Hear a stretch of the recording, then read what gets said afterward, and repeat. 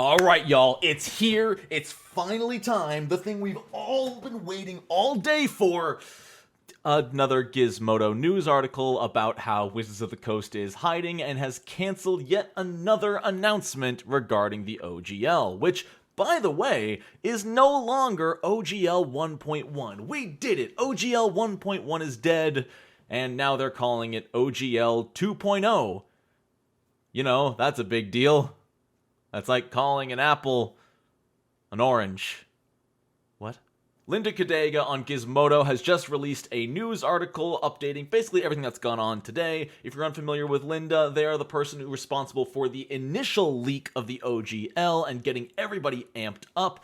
And it's been a busy day. I've literally spent the last 2 hours just refreshing YouTube, making that update video for y'all, talking on my Discord, talking on Twitter, and it's kind of awesome, I'm not gonna lie. In this horrible, awkward, stressful, dark time, everyone's kind of come together. You know, it doesn't matter what system you're playing, it doesn't matter if you know, like Pathfinder or D&D or Cthulhu or Fate or whatever else is out there. If you play tabletop RPGs, even RPGs that aren't covered by the SRD and thus aren't affected by the OGL, everyone's coming together because what Wizards is opting to do is not right. And I think that it's great.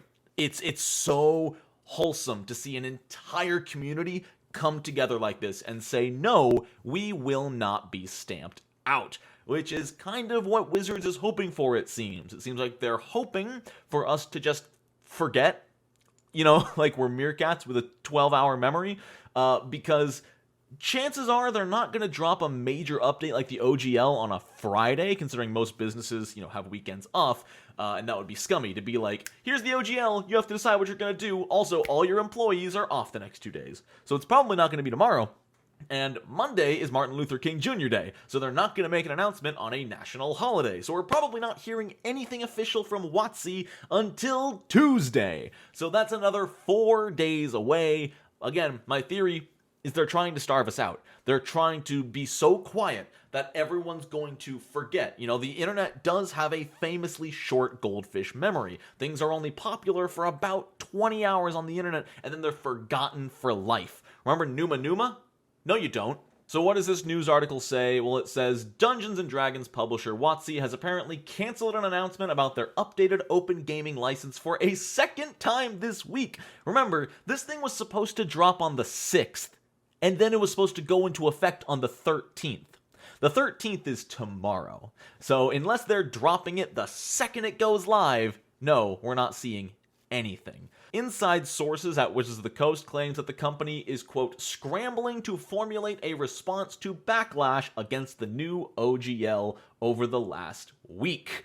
Yeah, we're all kind of mad, and so of course they're trying really, really hard not to have us be angry at them. You know, we have no way to directly comment at them, so if they block us out, eventually we'll tucker ourselves out, we won't be angry anymore, and then come Tuesday or Wednesday, they'll drop the OGL, but don't worry, no one's gonna care anymore, because it's been like a week. Of course, when the journalist reached out to Hasbro, they declined to comment at this time, because what are they gonna say? And I was right about the D&D Beyond livestream, which was set to be at 3 p.m. Eastern today, and it was canceled, probably because of the ire they were afraid of facing. Again, Wizards is too scared to even admit something's wrong. So, why did the D&D Beyond livestream get canceled according to them? Well, because it was a glitch in their old livestream schedule, obviously. That was just a holdover. They were never going to stream at 3 p.m. today. That was old news. This is now. Come on, don't you believe us? No. No, we don't. The big game changers right now, and the journalist makes a great point about it, is people like Ginny D, D&D Shorts, and Jacob XP to level 3 are all making moves. They are canceling D&D Beyond subscriptions. They are making Twitter posts calling for their community to cancel their D&D Beyond subscriptions. These are the biggest players on the internet side of D&D outside of like Critical Role. These are the creators who have hundreds of thousands of followers who follow them into battle. And when they say, cancel it, we don't trust them anymore, those hundreds of thousands are going to listen. Speaking of those cancellations, holy cow, remember how we thought the server shut down because it crashed? Well, there's a little more conspiracy going on around that. People are no longer thinking it necessarily crashed, rather that Wizards and D&D Beyond just took the service down. They killed that microservice, and then they hot patched it. What that means is in the last 2 hours, upon taking the service down, they recoded a few things and put it back up. What did they do? Well, they hid the button that lets you unsubscribe. It no longer pops up when you hover over your account in the corner. Now, you need to follow an external link to get to the unsubscribe page. Obviously, legally, they can't prevent you from unsubscribing, but they sure can make it harder, and that's exactly what they're doing right now to try to make your life harder and hope you'll say, I'm not going to worry about this. I'll just leave it live for now. I'll cancel it tomorrow. And like I said, they think we have the memories of goldfish. You'll forget, you know? If you can't figure out how to cancel it right now, you just won't cancel it today. You'll cancel it tomorrow, but then you never get to it tomorrow.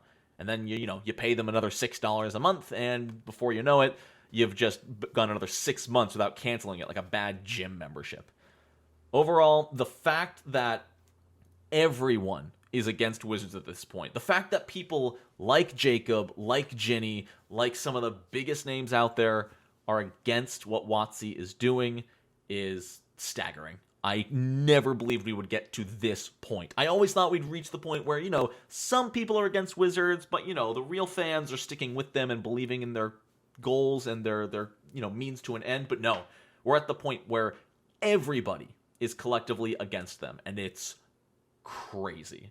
The final thing I wanted to mention is that Ryan, was it Dancy? Yeah, Ryan Dancy on Twitter has actually started a full-on petition. I'll leave a link in the description if you want to click that link and sign that petition just to show off how much we are against this new OGL. Go ahead and click that link and sign it. If you're not aware, Ryan Dancy was one of the writers of the original OGL, which saved D&D and basically saved role-playing as a hobby. Without that document, we would not be where we are today, and he is coming out of the woodwork to say, hey, this is stupid, we don't want this, it's going against the entire original reasoning of the document. So click the link in the description, check out that petition, and yeah, we're doing everything we can. Just don't stop fighting, I'll reiterate it for the third time because I think it's that important. They want us to forget. They want us to get bored and brush it all aside. That's not happening, okay? Keep fighting. I'll see you guys soon.